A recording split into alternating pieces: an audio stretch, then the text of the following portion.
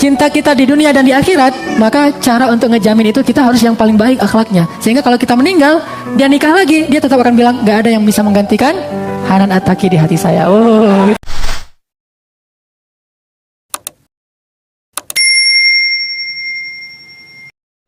Kalau kita baca dalam Al-Quran itu banyak banget Allah mengisahkan tentang bagaimana Allah menciptakan para bidadari.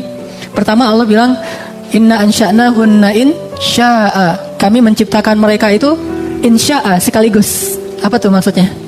Allah nggak menciptakan bidadari itu dari bayi, terus masa anak-anak, terus masa-masa dia jerawatan gitu, nggak ada. Jadi nggak ada cerita bidadari ada masa-masa jerawatan lah, ada masa-masa apa, nggak ada itu. Langsung insya'a, jadi dengan usia yang paling ideal, dengan kecantikan yang udah abadi kayak gitu. Jadi nggak ada proses, sengaja Allah ciptakan, dan itu udah ditulis dalam takdir dia bahwa dia itu adalah istri si fulan. Jadi insya Allah kalau kita beriman kepada Allah, nggak ada yang namanya jomblo abadi, itu nggak ada. Walaupun kita meninggalnya dalam keadaan belum menikah, tetap aja kita akan dinikahkan oleh Allah. Yang jadi saksinya malaikat, yang menikahkan kita itu walinya adalah Allah. Bayangin tuh, Allah bilang, aku nikahkan fulanah bidadari dengan mahar sabar. Wah, luar biasa tuh, maharnya sabar, kesabaran kamu di dunia tuh. Maharnya sholat 25 waktu di masjid. Maharnya itu istiqomah. Maharnya itu iffah. Tergantung maharnya. Maka Allah SWT menikahkan kita. Para malaikat nyaksiin semua tuh. Kayak acara pernikahan Widi kemarin di Masjid Al-Latif. Wah, semuanya disaksiin. Ada yang live, dikasih tahu ke yang lain, datang bareng-bareng, datang pengen nyaksiin pernikahan kita. Udah gitu, kita jawab, saya terima nikahnya bidadari dengan mahar tersebut sah. Sahnya itu semesta yang mengatakan sah. Malaikat semuanya bilang sah. Dia senyum di dalam kemahnya. Maka Allah Subhanahu Wa Taala menikahkan semua orang yang beriman dengan pasangannya di surga. Bagaimana dengan perempuan? Perempuan juga begitu. Dalam hadis Tabrani yang diriwayatkan oleh Ibnu Qayyim Al-Jauziyah dalam kitab Raudhatul Muhibbin, kata Syekh Ibnu Qayyim Al-Jauziyah, dan walaupun hadis ini kata sebagian ulama dhaif, tapi Syekh Ibnu Qayyim Al-Jauziyah menggunakan hadis itu bahwa perempuan boleh memilih suaminya, dan dia pasti akan memilih suami yang paling baik akhlaknya. Ternyata kata Nabi, akhlak yang baik itu menguntungkan kita di dunia dan di akhirat.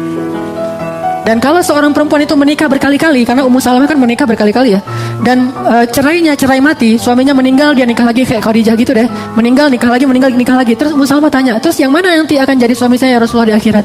Kata Nabi, bukan yang terakhir, bukan yang pertama, tetapi yang paling baik akhlaknya di antara mereka. Dan kita nih sebagai bapak-bapak yang udah punya istri, suami-suami ini, kita nggak tahu kita bakal hidup di dunia ini lebih lama dari istri kita atau lebih lama istri kita hidup dibandingkan kita. Kita duluan pergi menghadap Allah. Kalau kita duluan pergi menghadap Allah, tiba-tiba kita meninggal, mungkin kecelakaan, mungkin apalah, meninggal, istri kita masih hidup, dan dia nikah lagi. Dan kalau dia nikah lagi ternyata suaminya lebih keren akhlaknya dari kita, udahlah, goodbye, kita nggak akan ketemu lagi dengan dia selama-lamanya. Jadi kalau kita pengen istri kita itu jadi cinta yang endless love,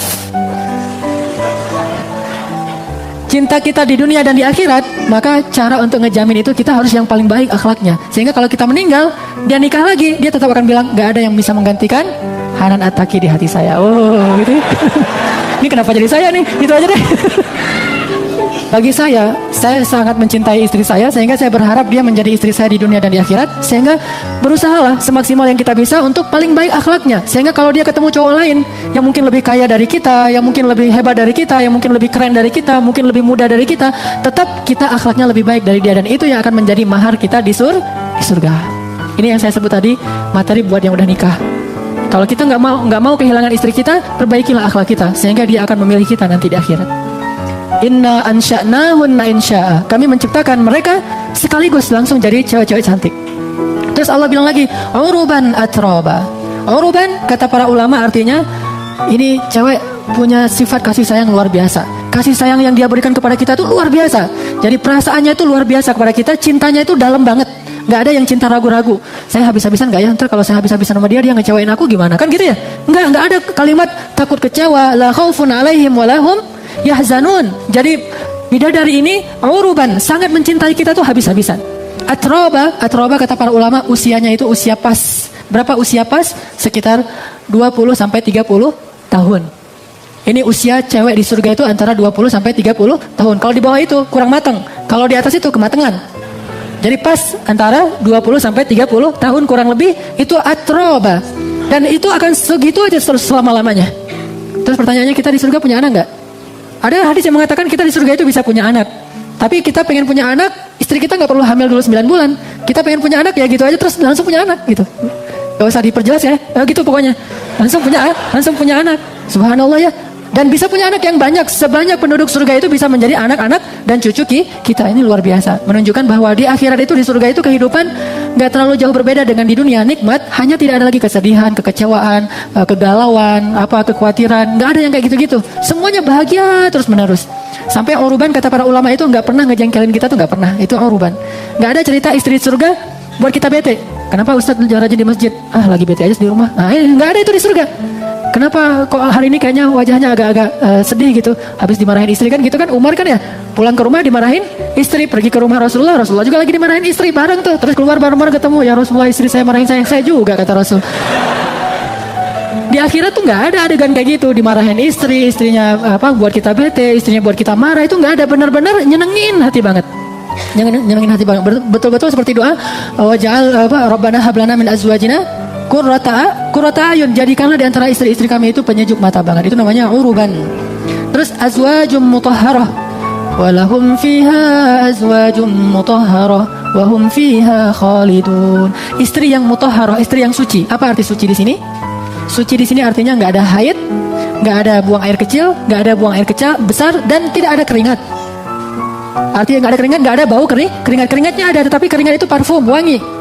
Dan butiran keringat itu tadi seperti mutiara. Tidak ada haid. Perempuan di surga itu tidak ada haid. Jadi nggak ada yang jual misalnya pembalut di surga itu nggak ada. Kenapa tidak ada haid? Bersih semuanya.